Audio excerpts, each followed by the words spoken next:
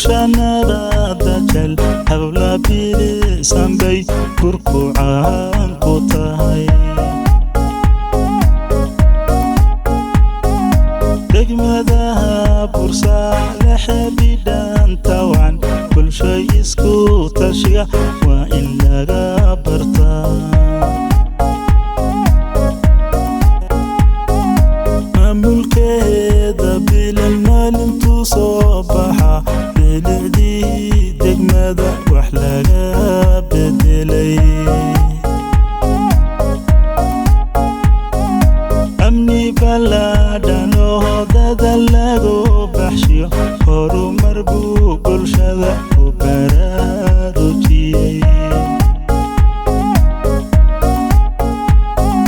dadka reer Bursale sharafta badan bulsha weeyaan waxqabadka u baratamo dadka reer Puntland oo dhan baa u bogay dadka reer Bursale sharafta badan bulsha weeyaan waxqabadka u baratamo dadka reer Puntland oo dhan baa u bogay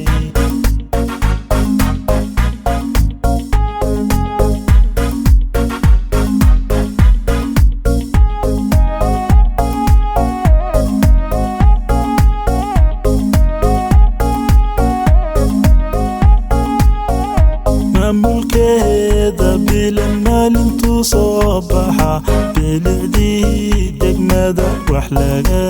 bedelay laami baaxad iyo master baleenka guud iyo mashruucya badan ayuu soo bandhigay biyo nadiifa iyo ceelashaha burqada ee butaha ayana waa ka marag bulshadu bodhanada cilmiga dadka lagu bariyo bahda caafimaadka wax laga bedelay dadka reer Bursale sharafta badan bulsha weeyaan waxqabadka u baratamo dadka reer Puntland oo dhan baa u bogay